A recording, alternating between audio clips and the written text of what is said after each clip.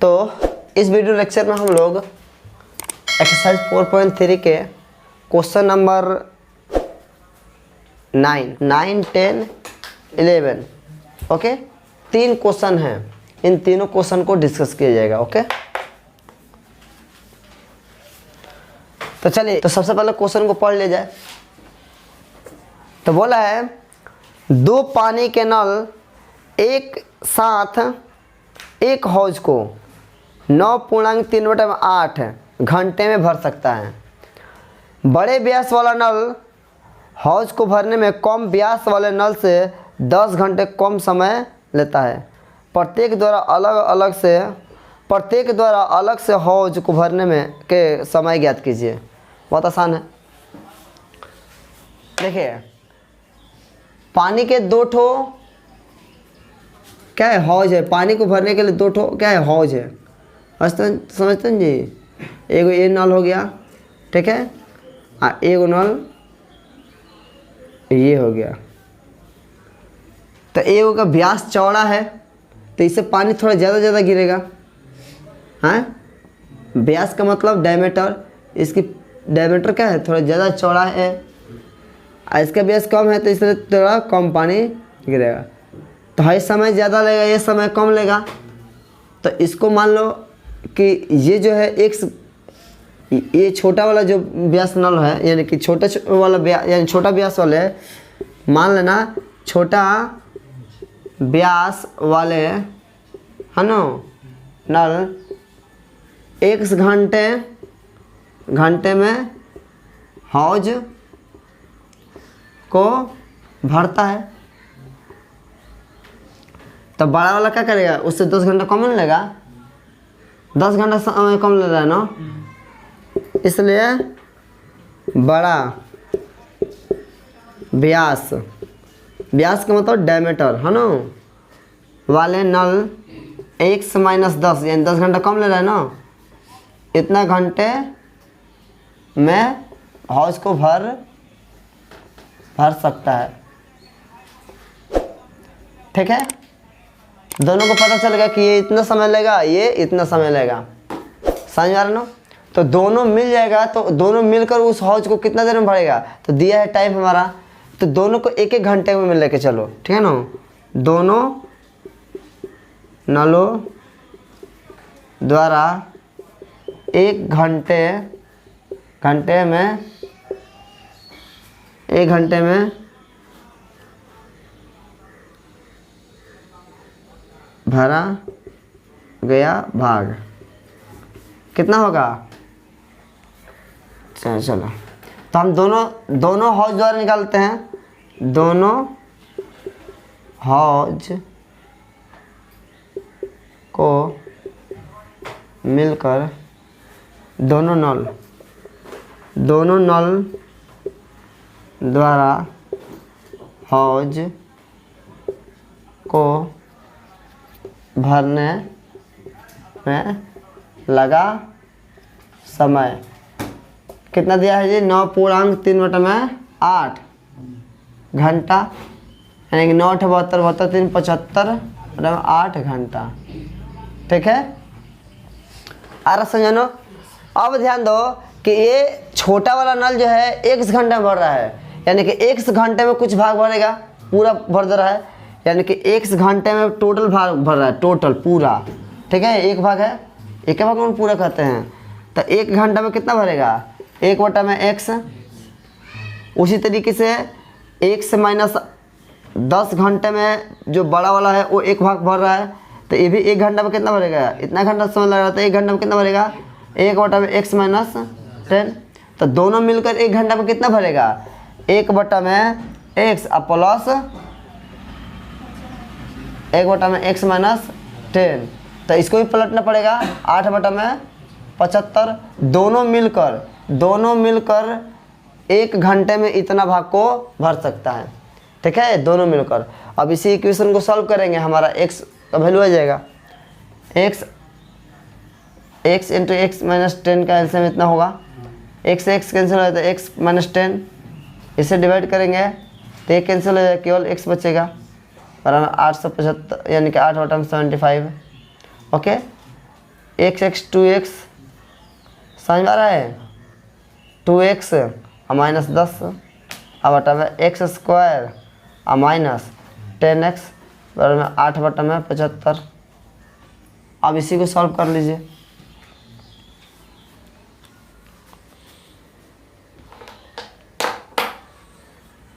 अब इसी को सॉल्व कर लीजिए, क्या होगा ये 63 से मल्टीप्लाई कीजिए इनके क्रॉस मल्टीप्लिकेशन, तो 75 इंटू 2x और minus 10 equal to 8 into x square minus 10x, ठीक है ना। इससे से 2 निकाल लीजिए ताकि और थोड़ा हल्का हो जाए, तो x माइनस 5 हो जाएगा और 8 into x square minus 10x, ये 2 चौकाट कर दीजिए ना। अब 75 से मल्टीप्लाई 75x माइनस 75 में 5 से गुणा करें तो 25 7 25 35 37 आए, इतने होगा ना। 4x स्क्वायर माइनस 40x, समझ में आ रहा है, एक हटा दिया है, भाग में होगा ना। अब चले ये सारे टर्म को उधर लेके जाते हैं, लेके जाए तो 4x स्क्वायर माइनस 75x अब माइनस 40x तो ये है, इसको भी इधर लेके जाएंगे तो प्लस 375 ओके इक्वल टू 0 हाँ। 4x स्क्वायर यही पर दीजिए, ये तो कटेगा जुड़ जाएगा क्योंकि माइनस में ये भी उधर जाएगा तो माइनस में हुआ था ओके। तो 5 और 7 4 11 ठीक है, अब प्लस 375 इक्वल टू 0, ये हमारा इक्वेशन बन गया। इस इक्वेशन को सॉल्व करेंगे तो हमारा क्या आएगा, x का वैल्यू मिलेगा। तो जैसे x का वैल्यू आएगा तो एक यानी छोटा व्यास वाला नल का मिल गया तो उसमें से घटा देंगे 10 तो हमारा वो बड़ा मिल जाएगा। बनाइए इसको सॉल्व कीजिए, लो तो हो गया, तोड़ ले लो। क्या होता है हमारा फर्स्ट और लास्ट मल्टीप्लाई होता है, तो मल्टीप्लाई कीजिए तो 4 में 375 से मल्टीप्लाई करेंगे तो कितना आएगा 1500 एक्स स्क्वायर प्लस में आ रहा है। तो हमको क्या करना होता है, इसको यानी कि 115 को ऐसे 2 पार्ट में तोड़ो कि जोड़ने पर या घटाने पर 115 होना चाहिए, गुणा करने पर प्लस 1500 होना चाहिए। तो 1500 कैसे आ सकता है, तो 100 और 15 तोड़ दोगे, 100 में 15 से गुणा तो 1500 हो जाएगा और 100 में 15 जोड़ेंगे तो कितना हो जाएगा 115। तो इसका मतलब हमारा कितना होगा 4x स्क्वायर को ऐसे लिखना है माइनस 100x और माइनस 15x, तो फिर minus 100x minus 15x minus 115 हो जा रहा है। अब माइनस 15 में 100 से गुणा करेंगे तो कितना होगा 1500 हो जाएगा, इतना आ जा रहा है ना। ये मत लाने की कोशिश कीजिएगा, लो इन दोनों का प्रोडक्ट लाना है ठीक है। r plus 375 equal to 0। अब आप कॉमन लीजिए, 4x कॉमन ले लीजिए तो x माइनस 25 हो जाएगा, यहाँ पर माइनस 15 कॉमन ले लीजिए तो x माइनस 25 हो जाएगा ओके इक्वल टू 0। तो 4x ओके और माइनस 15 और into x minus 25 equal to 0 ठीक है। अब चलिए यहाँ से हम निकाल लेते हैं, यहाँ से 4x और माइनस 15 इक्वल टू 0 या x माइनस 25 इक्वल टू 0, देख पा रहे हैं। यहाँ पर x का वैल्यू कितना होगा 15/4 या यहाँ पर x का वैल्यू कितना हो सकता है 25 ठीक है। एक आया है x का वैल्यू 15/4, एक आया है कितना 25। तो अब देखिए अगर x का वैल्यू 15/4 यहाँ पर रखिएगा यानी बड़ा व्यास वाले को निकालिएगा तो नेगेटिव आ जाएगा और नेगेटिव तो वैल्यू होगा नहीं ठीक है। तो इसलिए x का वैल्यू कितना लेना पड़ेगा 25 से लेना पड़ेगा, क्योंकि बड़ा वाला जो नल है यानी जो छोटा वाला नल है वो 1 से घंटा ले रहा है, तो इसका मतलब ज़्यादा समय लेगा। तो ज़्यादा समय में ये थोड़ा ना होगा, ये होगा ठीक है। अगर ये आप बड़ा वाला नल यानी बड़ा वाला जो नल है वो कम समय लेगा, तो जब 10 घटाएंगे यानी 10 घंटा समय कम ले रहा है, तो अगर x 15/4 में से 10 घटाएंगे तो कितना होगा 15 माइनस 40/4 कितना होगा माइनस में चला जाएगा, माइनस में 25 ठीक है। आ रहा समझ जी, माइनस 25/4 हो जाएगा तो नेगेटिव हो जा रहा है ना जी, और समय नेगेटिव कहाँ लिया जाता है ठीक है। वही अगर 25 रखेंगे तो 25 माइनस 10 यानी कि 15 आराम से आ जा रहा है, यानी कि दूसरा 15 घंटा लेगा ठीक है, यानी कि जो बड़ा व्यास वाला है, जो मोटा चौड़ा मुंह वाला है, वो क्या लेगा 15 मिनट ले 15 घंटा लेगा। ठीक है, तो लिख सकते हैं यहाँ पर कि बड़ा व्यास वाला नल x माइनस 10 है ना, x के वैल्यू हम 25 से लेंगे, 15 घंटा समय लेगा। ठीक है, बहुत भारी है तो छोटा वाला 25 घंटा और बड़ा वाला 15 घंटा, बहुत भारी नहीं है। ठीक है, आसान है। ये दोनों वैल्यू हम ले सकते थे क्योंकि समय यहाँ पर 3 घंटा कुछ मिनट लग रहा है। ठीक है, और यहाँ पर 25, लेकिन यहाँ पर हमारा नहीं हो पा रहा है क्योंकि यहाँ पर हमारा क्या बोला है कि ये ज़्यादा है, ये 10 घंटा कम है, तो अगर इधर नेगेटिव चला जाएगा ना तो समय नेगेटिव कहा लिया जाता है। ठीक है, तो आप सॉल्व कीजिए, इसको नोट कीजिए। ओके,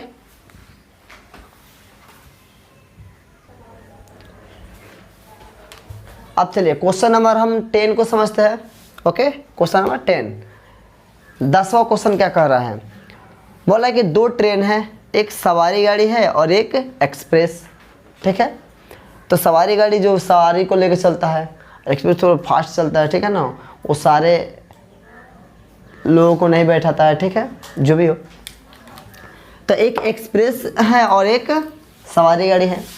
ठीक है, तो यहाँ पर बोला है कि मैसूर और बेंगलोर, ये मैसूर है, मैसूर को M से, बेंगलोर को B से डिनोट कर लेते हैं। ठीक है, इन दोनों के बीच की डिस्टेंस जो है 132 किलोमीटर है। ठीक है, इसका भी 132 है। ठीक है, तो मैसूर और बेंगलोर के बीच की दूरी हमको पता चल गया 132 किलोमीटर है। इसका कितना है जी, 132 ही है। देखो, इसी दूरी को कवर करने के लिए ये लगा रहा, यानी कि ये कुछ समय ले रहा है, इसी दूरी को कवर करने के लिए ये भी कुछ समय ले रहा है, लेकिन ये जो समय ले रहा है 1 घंटा अधिक ले रहा है और ये 1 घंटा कम ले रहा है। ये ना हो रहा है जी, अगर ये 5 घंटा ले रहे थे 4 घंटा, तो 5 - 4 यानी इसका समय और इसका समय घटाने में कितना 1 आ रहा है ना। तो किसी तरीके से इसका समय पता चल जाए और इसका समय पता चल जाए तो दोनों को डिफरेंस करके 1 लिख देंगे जी। तो मान लो इसका स्पीड जो है x किलोमीटर पर आवर है, यहाँ पर बोला है कि इसका जो स्पीड है इसके स्पीड से 11 किलोमीटर अधिक है, तो x + 11, समझ में आ रहा है ना, कितना किलोमीटर हो गया। अरे समझो ना, अगर इसका 5 है तो उसका कितना आ जाएगा 16 किलोमीटर, 11 किलोमीटर अधिक है। चलो, तो दूरी पता ही है, इसका भी दूरी पता है, चाल पता है, तो हमको समय नहीं कर लेंगे जी, है। अरे संजन जी, तो लिखेंगे एक्सप्रेस ओके द्वारा 120 किलोमीटर की दूरी तय 132 है जी, 132 किलोमीटर की दूरी तय करने में लगा समय यानी T1 कर लेते हैं। कितना, तो दूरी बटा में चाल होता है ना जी, दूरी बटा में चाल, एंड T1 इक्वल कितना हो गया, दूरी कितना है 132 और बटा में चाल कितना है x + 11, इतना किलोमीटर, इतना घंटा हो जाएगा, इतना घंटा। ओके, इतना घंटा लग गया। उसी तरीके से लिख दीजिए सवारी गाड़ी द्वारा 132 किलोमीटर की दूरी तय करने में लगा समय। इसके टाइम को T2 ले लेते हैं और इतना दूरी बटा में चाल, दूरी तो 132 है, चाल है x, इतना घंटा। ठीक है, आ रहा समझ में कि बाउंस कर रहा है। चलिए, अब क्या है, प्रश्नानुसार ये 1 घंटा अधिक ले रहा है, वो 1 घंटा कम ले रहा है, तो इसके समय में से उसके समय घटेगा तो कितना होगा, 1 घंटा ना चाहिए ना, तो लिखेंगे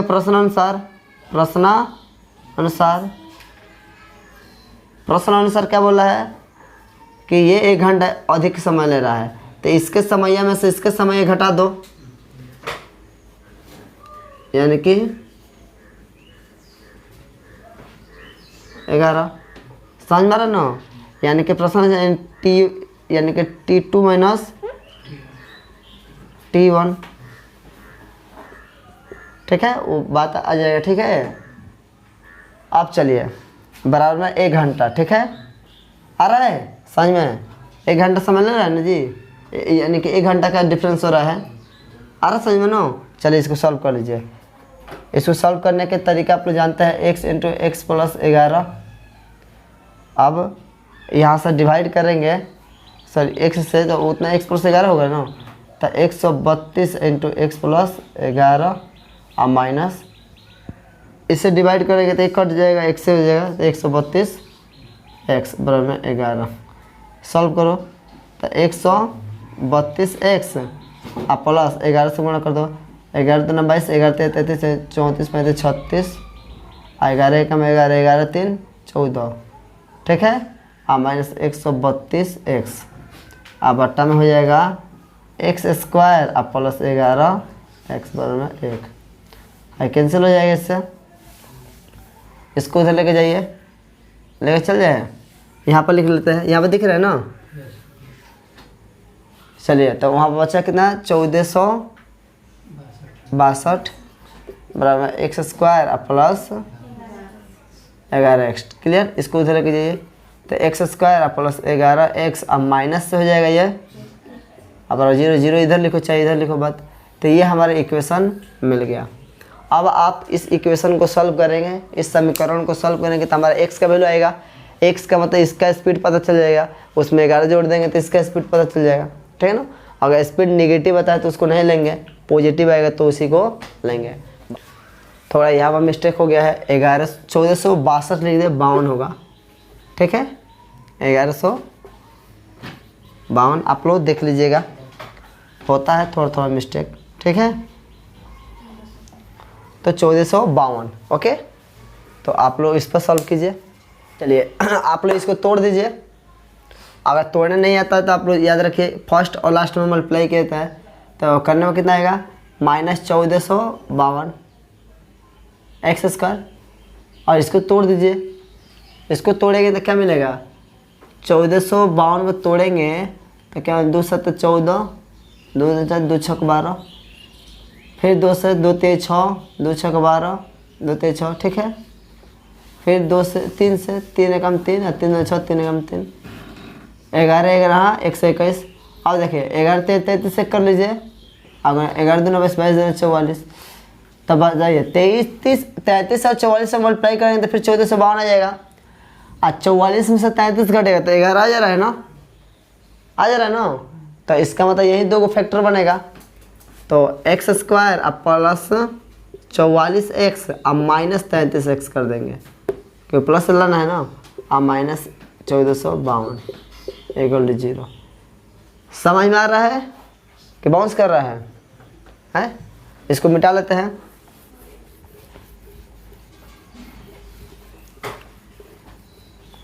अब आप क्या करेंगे, कॉमन लेंगे, x कॉमन है, x प्लस 44 होगा, यहाँ माइनस 33 कॉमन लीजिए तो x अब प्लस हो जाएगा 44, क्योंकि माइनस है तो माइनस बाहर निकाल लिया है, ठीक है। आ रहा समझ में, x माइनस 33 और एक होगा x प्लस 44 इक्वल 0। यहाँ पर x का वैल्यू माइनस में है तो प्लस में 33 हो जाएगा, यहाँ पर x का वैल्यू कितना होगा, माइनस में होगा। माइनस नहीं लेना है क्योंकि निगेटिव में कभी भी स्पीड नहीं होता है, ठीक है। अब चलिए तो इसी बात को लिख देंगे कि चाल ऋणात्मक नहीं होता है ना, इसलिए x बराबर 33। तो चलो सवारी गाड़ी की चाल मिल गया 33 है, तो उसका कितना हो जाएगा 44 ऑटोमेटिक, ठीक है। आ रहा समझ में, तो अतः सवारी पैसेंजर जो ट्रेन है, सॉरी मतलब पैसेंजर है ट्रेन नो, सवारी गाड़ी का चाल यानी कि स्पीड 33 किलोमीटर पर आवर, इसलिए यानी कि एक्सप्रेस का है ना, एक्सप्रेस गाड़ी का चाल कितना होगा 33 + 11 44 किलोमीटर, ठीक है, पर आवर। समझ में आया कि टप गया? समझ में आया तो लूटिए लो। क्वेश्चन नंबर हम 11 बता रहे, थोड़ा सा हिंट कर दे रहे हैं, आप लोग बना लीजिएगा, बहुत भारी भी नहीं है, ठीक है, भारी है क्या? तो इस क्वेश्चन में 2 वर्ग है, कितना वर्ग है? 2, एक वर्ग बड़ा है, एक वर्ग छोटा है, ठीक है, आ रहा समझ में? बाउंस कर रहा है, एक वर्ग बड़ा है, एक वर्ग छोटा है। तो ये 2 वर्ग है, इस 2 वर्ग के भुजा पता नहीं, तो इसके भुजा मान लो x, इसके भुजा y मान लो, ठीक है। तो ये x तो सब x हो जाएगा, ये x y तो ये सब y हो जाएगा, दोनों अलग हो गया। तो बोला है दोनों वर्गों के क्षेत्रफलों का योग कितना दिया है? 468 मीटर स्क्वायर दिया है। तो मान लीजिए इसका भुजा मान ले है x और उसका मान ले है y, ठीक है। तो तुम जानते हो कि क्षेत्रफल, वर्ग के क्षेत्रफल वर्ग क्या होता है? भुजा स्क्वायर। तो पहला वर्ग का क्षेत्रफल, पहला चाहे बड़ा, ऐसे लिख लो, बड़ा वर्ग का क्षेत्रफल प्लस छोटा वर्ग का क्षेत्रफल, दोनों 468 दिया है ना। तो बड़ा वर्ग का क्षेत्रफल x², छोटा वर्ग का क्षेत्रफल y² में 468, ठीक है, ये हो गया। इसको इक्वेशन 1 ले लीजिए। अच्छा, आप इसको ऐसे भी लिख सकते हैं, नीचे स्क्रॉल करके, चलिए हो गया। अब दोनों परिमापों का अंतर दिया, तो इसका परिमाप बड़ा वर्ग का परिमाप अब माइनस छोटा वर्ग का परिमाप कितना दिया है? 24। तो बड़ा वर्ग का परिमाप 4x होगा और माइनस 4y, अब बराबर कितना? 24। समझ में आ रहा है? 4 कॉमन कर लीजिए, तो x माइनस y = 24, कट कर कितना हो जाएगा? 6। तो x माइनस y = कितना आ गया? 6। अब यहाँ से आप x का वैल्यू निकाल लीजिए, तो 6 + y। समझ में आया? इसको इक्वेशन 2 ले लीजिए। तो अगर हमको किसी तरह से x का वैल्यू, y का वैल्यू मिल गया, तो x का वैल्यू आराम से निकल जाएगा, 6 में जोड़ देंगे, ठीक है। अब समीकरण 1 और 2 से, फ्रॉम इक्वेशन 1 एंड 2, ठीक है। तो x² + y² 468 है, और x का वैल्यू कितना? इतना है। तो x के जगह पर आप लोग 6 + y रख दीजिए, और इसका स्क्वायर आप प्लस y² 468। आप लोग यहाँ से सॉल्व कीजिएगा तो एक 1 वेरिएबल हो जाएगा, यानी कि एक चर वाला। 6 का square plus y² plus 2a अभी, ओके, आई तो ये है y² यहाँ पर 468। तो 6 के 36 प्लस y² 6 दूना 12y प्लस y² में 468। अब इसके बाद आप लोग जानते हैं दवाई करना इसका, y² 2y² हो जाएगा, प्लस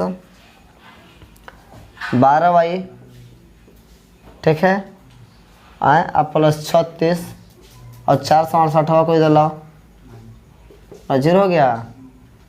2y² प्लस 12y और माइनस 2 और 6 में से 3 और 4, 432। ओके, 2 कॉमन ले लो, 2 कॉमन लेने से तन छोटा हो जाए, यही तो होता है।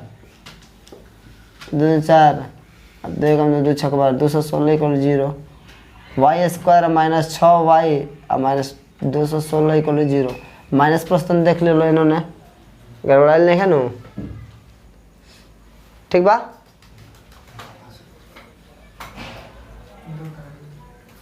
हाँ प्लस में 12 रहेगा, ठीक बा। तो समझ में आ गया। ये 2 जो है ना गुणा में उधर तो भाग में होगा, तो 0 में भाग हाथियों से करबो तो क्या 0 ही हुई है। तो फिलहाल 2 से भाग करते रहो। तो इसको सॉल्व कर लीजिएगा लो, कि हमें को करना पड़ेगा। तो जो y का वैल्यू आएगा यहाँ पर रखेंगे तो x का वैल्यू फेंक देगा, यानी कि x और y दोनों का वैल्यू मिलेगा, यानी कि बड़का का भुजा x और छोटका का भुजा y। सॉल्व कीजिए लो फटाफट। तो आज के लिए इतना ही रहने देते हैं। थैंक यू, बाय बाय, मिलते हैं नेक्स्ट वीडियो में। ओके।